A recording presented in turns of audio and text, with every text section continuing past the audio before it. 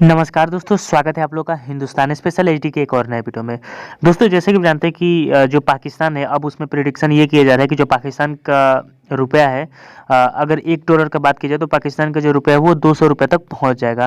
दोस्तों अभी पता है कि पाकिस्तानी जो रुपीज़ है उसकी जो हालात है वो इतना बद से बदतर हो गया है इमरान खान के आने के बाद कि कोई पाकिस्तानी सोच भी नहीं सकता था।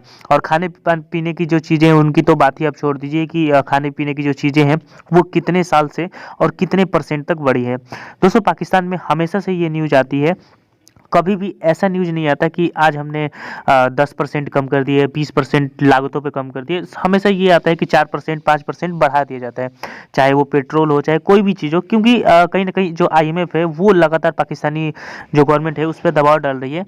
लेकिन फिर भी जो पाकिस्तान है वो आईएमएफ के पास जाता है, क्योंकि जो पाकिस्तान है उसके पास अपनी आर्मी को देने के लिए तक पैसे नहीं है। दोस्तों आप समझ सकते हैं कि जो पाकिस्तान बड़ी-बड़ी बातें करता है और कहता है कि हम भारत से मुकाबला करेंगे, हम कभी पीछे नहीं हटेंगे, ये वो, उसकी आर्मी को चलाने के लिए आईएमएफ से पैसे लेने पड़ रहे हैं। अब उस देश का दुर्भाग्य आप समझ सकते हैं कि वो देश कितना दिन तक और टिकने वाला है। और भारत ने सही कहा था कि वो ज़्यादा से ज़्यादा 100 साल से ज़्यादा ये देश नहीं टिक सकता। और देखने वाली बात अभी ये भी होगी कि जो पाकिस्तान है वो कितने दिन टिकता है, लेकिन जिस प्रकार की स्थिति अभी बन गई है उसको देखकर तो यही लगता है। तो दोस्तों वीडियो काफ़ी इंटरेस्टिंग होने वाली है, तो वीडियो को अभी से लाइक और हमारे चैनल हिंदुस्तान स्पेशल एचडी को भी सब्सक्राइब कर लें, क्योंकि हम आपके लिए ऐसी वीडियो लाते रहते हैं। तो चलिए बिना देरी के वीडियो को स्टार्ट करते हैं। अगर आप कभी पाकिस्तान के बिजनेसमैन जो होते हैं उनसे कभी मिलें तो वो एक ही बात करते हैं। वो कहते हैं कोई ऐसा शख्स जरूर है इमरान खान साहब की कैबिनेट में या इमरान खान के एडवाइजर्स में जो उनको हर वक्त गलत मशवरे दे रहा है, और वो शायद ये समझते हैं कि टैक्स कलेक्ट करने के बहाने जितना जितना जहां जहां टैक्स लगाया जा सकता है लगा दो, और उसका नुकसान क्या होगा वो लार्ज स्केल पे शायद उसको वो मैयर नहीं कर पाएंगे, क्योंकि अमूमन हुकूमतें ग्रास रूट लेवल पे बिजनेस कम्युनिटी से इनपुट नहीं लेते, वो बड़े बिजनेसमैन से तो इनपुट लेते हैं। अब जो इंपॉर्टेंट चीज वो ये है कि डॉलर जो है वो ₹200 पे क्रॉस कर जाएगा। इस वजह से नहीं कि पाकिस्तान में डॉलर की शॉर्टेज होगी या जो पाकिस्तान में जिसे हम कह रहे हैं हमारी इंपोर्ट जो है वो ज्यादा हो रही है, एक्सपोर्ट कम हो रही है, बल्कि इस वजह से कि गवर्नमेंट जो है वो 16% विद होल्डिंग टैक्स जो है वो लगाएगी। तो उससे क्या होगा कि जो आपके मुल्क के अंदर जितने भी जो एक्सचेंज कंपनीज हैं, वो जो फेडरल बोर्ड ऑफ रेवेन्यू है उससे वो नोटिस ले रहे हैं कि आपने पेमेंट जो है वो नहीं कर रहे।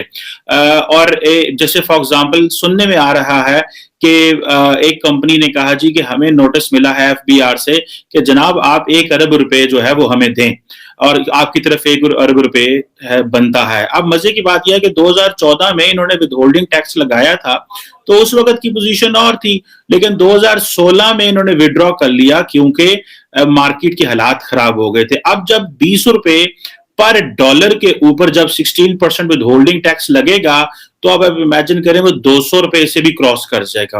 और अब सारा बिजनेस कम्युनिटी ये कह रही है कि ये हुकूमत के खिलाफ कॉन्स्पिरेसी हो रही है, और एक्सचेंज रेट के ऊपर जो प्रेशर पड़ेगा ये हुकूमत इसकी वो क्रिटिसिज्म बर्दाश्त नहीं कर पाएगी।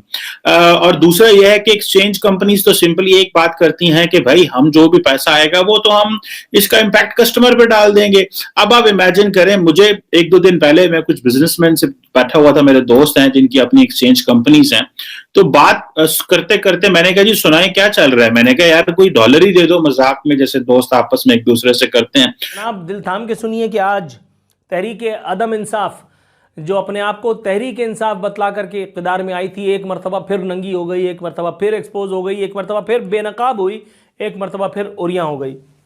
भला कैसे? वो एक हुकूमती रुकन जिसने दीन धर्म ईमान की बात करके अगली 3 सफ़ों में मौजूद मुल्क दुश्मन अनासिर की तरफ निशानदेही की थी। कौमी असम्बली की इब्तदाई 3 नशिस्तों पर बरजमान वो इस्तेहसाली अनासिर जो नूर आलम खान साहब के मुताबिक अवाम दुश्मन अप्रोच रखते हैं, जिनका रवैया जमहूरियत पर मबनी कतई नहीं है, जो इस्तेहसाली अनासिर का अलायकार है, एक्सेट्रा एक्सेट्रा एक्सेट्रा। वो जो अभी एक लंबी तवील तकरीर उनकी एक असम्बली में देखने में आई थी, और उस तकरीर में उन्होंने इमरान खान और कंपनी को, इमरान खान और कंपनी जब मैं कह रहा हूँ तो ये इमरान खान और कंपनी यानी पप्पा जानी भी कह सकते हैं आप, पप्पाजानी के कुछ आलाकार जो बाकायदा इन सारी सूरत को डील कर रहे हैं, और इमरान खान और उसके अनमोल रतन जो बाकायदा पप्पाजानी की नाक के नीचे जमहूरियत का ये गंदा, घिनौना और मकरू कारोबार, इसका षड्यंत्र रचाने में दिन रात जुड़े हुए हैं। नूर आलम खान ने उन सब की ऐसी तैसी फेरते हुए ये कहा था कि ये सब के सब वही हैं जो मैं ऑन एयर नहीं कह सकता।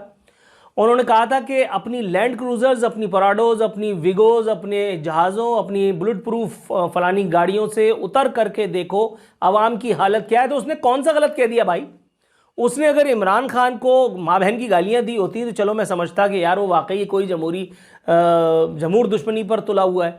उसने अगर कोई रॉ की किसी साजिश का इंकशाफ कर दिया था कि इमरान खान उससे मिल करके पाकिस्तान मुखालिफ किसी काम में उलझा हुआ है, तो मैं समझता कि हाँ यार इसके पीछे कोई मूसाद पड़ी हुई है, कोई मामला है। उसने ऐसा तो कुछ भी नहीं कहा। उसने सिर्फ इमरान खान की गलतियों की तरफ निशानदेही की, उसने सिर्फ पप्पाजानी एंड कंपनी की गलतियों की तरफ निशानदेही की। अब उसका सिला उसे कैसे दिया गया? तहरीक अदम इंसाफ, जो पीटीआई के नाम से मशहूर है आजकल मुल्क में, जिसका इक़्तिदार बज़ाहिर दिखाने के लिए हम पर जमाया हुआ है। नूर आलम के खिलाफ पार्टी ने इंज़बाती कार्रवाई फरमा दी है जनाब इमन। जाहिर है कि इतने सारे काम, इतनी सारी साजिशें इमरान खान के खिलाफ, वज़ीर आज़म इमरान खान के खिलाफ, वो जो सलामी के चबूतरे पे चढ़ा करके दुनिया को ये बताया जा रहा है कि ये देखो ये हमारा मुंतखब वज़ीर आज़म है, लेकिन दुनिया जानती है कि इस मुल्क में वज़ीर आज़म कौन है। आपके ख्याल में जो बाइडन पागल है? वो इमरान खान को फ़ोन क्यों नहीं कर रहा? इससे पहले कभी पाकिस्तान में ऐसा हुआ है कि कोई इलेक्टेड प्राइम मिनिस्टर आया हो और उसको अमेरिका के किसी सदर की कॉल ना आई हो? ये मुमकिन है? उन सब अमरीकियों को यह पता था कि वो जिससे फोन पे बात कर रहे हैं वो इलेक्टेड प्राइम मिनिस्टर है। Imran Khan has never ever been an elected prime minister. Imran Khan is imposed on Pakistan by whom? क्या आपको नहीं पता? क्या वर्ल्ड कम्युनिटी, इंटरनेशनल कम्युनिटी को नहीं पता कि इमरान खान किसका मोहरा है? उनको जब उससे बात करनी है वो उठा के हॉटलाइन डायरेक्ट बात करेंगे, और बात क्या करेंगे? हुक्म देंगे। किसी भी नई जंग में, किसी भी नए तबले जंग बजाने के लिए वो हुक्म देंगे और यहां से होगा यस सर। पिछली दौर में क्या हुआ था? उससे पिछले दौर में क्या हुआ था? जनरल जिया के दौर में क्या हुआ था? अमरीकियों की फिलॉसफी क्या है? अमरीकियों की फिलॉसफी क्या है? अमरीकी जंग खुद से नहीं लड़ते, वो अपने गुलामों से, अपने पिट्ठुओं से, अपने पेड जो मर्सनरीज हैं उससे लड़वाते हैं। आपने जनरल जिया के दौरे इक़्तिदार को तो देखा ही होगा कि जब रशिया के खिलाफ बाकायदा जिहाद करवाया गया था, हालांकि ये फसाद था, लेकिन बहरहाल चलो कुछ इंटेलेक्चुअल्स, कुछ सूडो इंटेलेक्चुअल्स की मान लेते हैं for the sake of argument, यहाँ पे ये जिहाद था। उसके बाद जब उस जिहाद ने, सो कॉल्ड जिहाद ने फसाद के फल देने शुरू किए, जब पाकिस्तान में असलहे के अंबार जमा होने शुरू हुए, जब कराची में कत्ल गारत गरी होना शुरू हुई, तो फिर आपने उस दौर को कोसते हुए एक वॉर ऑन टेरर के नाम पे यू टर्न ले लिया। अगर जो ए कैटेगरी की एक्सचेंज कंपनीज है ना, वो भी ये कह रही हैं कि हमारा जो है ना कबाड़ निकाल दिया है इन्होंने, क्योंकि वो और अगर आप ये चीज जाके सिर्फ बिजनेस कम्युनिटी से पूछें, मेरा ताल्लुक क्योंकि एक इंडस्ट्रियल सिटी से है, तो अक्सर कभी वहां अपने दोस्तों से, मेरे जो क्लास फेलोज हैं, मैं उनके पास जाता हूं तो पूछता हूं मैं कि तो सुनाओ यार क्या हाल है, कैसे चल रहा है कारोबार की, क्या पोजीशन है। तो वो जितने भी मेजॉरिटी दोस्त हैं वो 40-40, 50-50 साल से उनके बावजदाद ने बिजनेसेस शुरू किए, बाप दादा ने, तो वो आज कहते हैं कि आज हम ये कारोबार नहीं चला सकते, आज हमसे ये चीजें नहीं होंगी, क्योंकि हमारे लिए इन्होंने हालात जो है वो बिगाड़ दी हैं। और दूसरा ये है कि अगर 16% आप विद होल्डिंग टैक्स लगा देंगे तो उसका बजट, उसका किसने वो भरना है, वो पैसा किसके पास आएगा? वो सारी बात है, पैसा सीधा का सीधा एक आम आदमी जिसको $2 चाहिए, $5 चाहिए, $10 चाहिए, वो लोगों पे पड़ेगा। और दूसरी बात ये है कि अगर हुकूमत इसी तरह ये करती रही, सबसे इंपॉर्टेंट चीज जो होती है वो होती है आपका कॉन्फिडेंस। और सबसे, अगर फॉर एग्जांपल आपको यही नहीं पता कि डॉलर कितने पे आ रहा है, फॉर एग्जाम्पल आज से 5-6 महीने पहले या साल पहले डॉलर अगर 150 रुपए का था, 160 रुपए का था, जिसने पाकिस्तान में इन्वेस्टमेंट की वो 160 रुपए के हिसाब से डॉलर लेके आया। ठीक 8 महीने गुजरे, डॉलर 200 पे चला गया, उसका तो वो वापस डॉलर में कैसे कन्वर्ट करेगा उसको?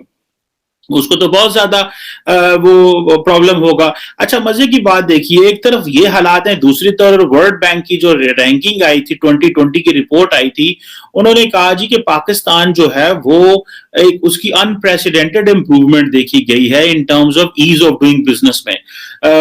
136 पोजीशन से 108 नंबर पे आ गया है। और बहुत जो रिफॉर्म्स इन्होंने की, कुछ खास करके हमारा एक अदारा है SCCP, जिसे बोलते हैं security and exchange commission of Pakistan, उसने थोड़ी सी काम किया तो जिसकी वजह से हमारे पॉइंट्स बेहतर हो गए। और अब ये जो स्टार्टिंग बिजनेस का जो इंडिकेटर है ये बड़ा इंपॉर्टेंट है। अब हमारे पास बाहर से लोग इसलिए नहीं आ रहे क्योंकि इकोनॉमी फ्लक्चुएट कर रही है। इकोनॉमी इसलिए फ्लक्चुएट कर रही है कि भाई अनसर्टेनिटी बहुत ज्यादा है। कल मेरे एक दोस्त है बड़े अच्छे, मैं उनसे पूछ रहा था, मैंने कहा सुना इकोनॉमी का, टीवी पे मैं एनालिसिस कर रहा था तो उनका मुझे मैसेज आया कि यार आप लोग जो है ना वो मायूसी फैलाते हैं, आप बड़े गलत बातें करते हैं, इंडिकेटर किधर जा रहे हैं, इंडिकेटर तो सारे इमरान खान साहब के बहुत अच्छे हैं। अच्छा, मैं कहा जी मैं तो खुद इमरान खान का बड़ा सपोर्टर हूं, लेकिन द पॉइंट हियर इज कि मुझे इमरान खान की सपोर्ट आंखें बंद करके नहीं करनी, बिकॉज हमारी जो एलिजेंस है वो रियासत के साथ है। We stand with the state, we do not stand with the individuals. अगर इमरान खान साहब अच्छे फैसले करेंगे, अगर इमरान खान साहब डॉलर को 200 पे लेके चले जाएंगे, तो मैं इमरान खान साहब की तो कोई उस तरह इज्जत नहीं कर पाऊंगा, या ना मैं उनकी पॉलिसीज की रिस्पेक्ट कर पाऊंगा। मुझे ऑब्वियसली डिफर करना पड़ेगा।